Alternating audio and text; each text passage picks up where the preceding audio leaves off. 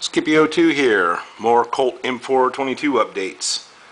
When I did the initial video reveal, unboxing, and subsequent follow-up video, I had made mention that there was a couple things we already planned for swapping out, upgrading, what have you. And one of those items was a new grip. The owner of this rifle, truth be told, it's my father's, did not care for this. This is the factory grip that came on it. He was of the impression that the checkering on it was too aggressive for him and it was uncomfortable, just whatever. And you can't argue with personal preference. So I was like, all right, what do you want to do? You want me to sand that down? You want to just put a new grip on it?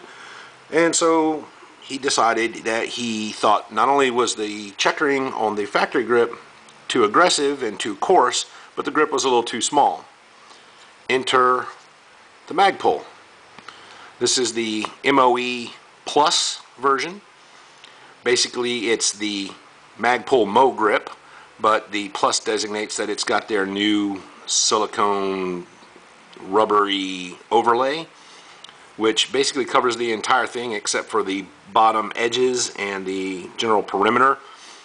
Idea behind that is that it will prevent it or minimize the chances of it snagging, rubbing, peeling, and this kind of thing. So went out, let him hold one. He liked it, so brought it back to the shop to put it on. I think I mentioned, I'm not 100%, so don't crucify me if I'm wrong, but I think I made mention that the factory grip on this, while it looked just like and was sized just like a standard mil-spec A2 style grip, was different in that the two holes, as you can see there, were actually closer to one another than in your standard mil-spec AR style grip, and that the grip was actually secured by the opposite hole, the hole closest to the rear, which in this angle would be the top half. That's where the screw actually came through and secured into the lower. But that's not so much a big deal as it was that the holes weren't the same. They didn't line up. Basically, on a standard mil-spec grip, this hole here is further towards the back, and this hole here is actually just about the exact same size and placement. So we figured, well, we simply take the new grip, as you see there, and oblong the hole, basically stretching it, in this case here, downwards to mimic this one. 13/64 drill bit did that perfectly. Basically, I drilled a pilot hole half a hole's width downwards closer to the next hole, then took a rat tail file and simply smoothed it out, and voila. As you can see, bolts up perfectly fine. Fit is pretty good. You can see there's very minimal gap and distance. The thicknesses are nice. It blends right into itself.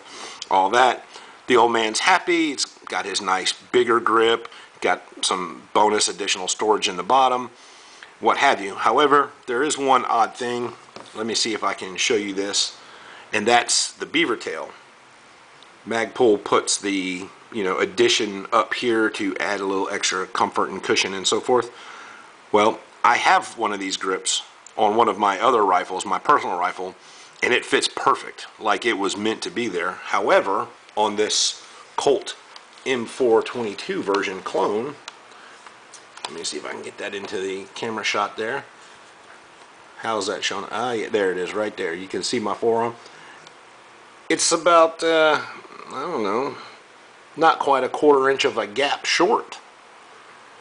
The fitment up around the side here seems to be pretty okay, but at the very back, you've got a bit of a gap there. And I tried taking it off and making sure I had the hole placed right and it was fully tightened down, and it is. I assure you, it's fully tight. I mean, look. It can't go up no more. It's flush here. But apparently, what I'm gathering by this is this Colt Walther M4-22's lower receiver is milled and produced with a slightly different profile and angle under here. thus causing this minor fitment issue. So while form and function are not going to be affected or a problem with that, it's, you know, aesthetically not perfect. So be advised of that. If you have one of these, or you know somebody with one of these and they're wanting to do a grip change, spread the love. Shoot them to the video, let them take a look for themselves, or at the very least give them a heads up. And if you're looking at doing it yourself, be advised of what you may be looking at.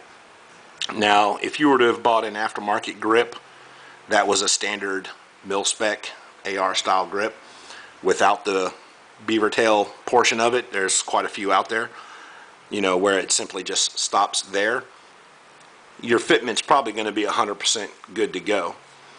But as far as this goes, not quite 100%. I'll say 90, maybe 92.5, just to be an ass. But again, I don't see where that's going to cause any problems with function, form, comfort, or anything along those lines. But anyway, like I said, just wanted to do some show and tell. And like I said, man, you know, keep you guys up to date with what we're doing, what we're coming across and tinkering with, and so forth. So that's that. All right, I appreciate y'all watching. If you found this informative, helpful in any way, by all means, hit the like button. If you have any questions, indeed, go right ahead, place them down there, shoot them to me. I'll do my best to answer them as always. So in the meantime, I want to thank all y'all for watching again, and remind y'all to subscribe to the channel. Stay tuned with what all we've got going on and what all may be coming up. And I'm going to get out of here. I'm going to let y'all get back to your lives. But before I do, I want y'all to remember, take care of yourselves. Take care of each other, and God bless. Thanks again for watching.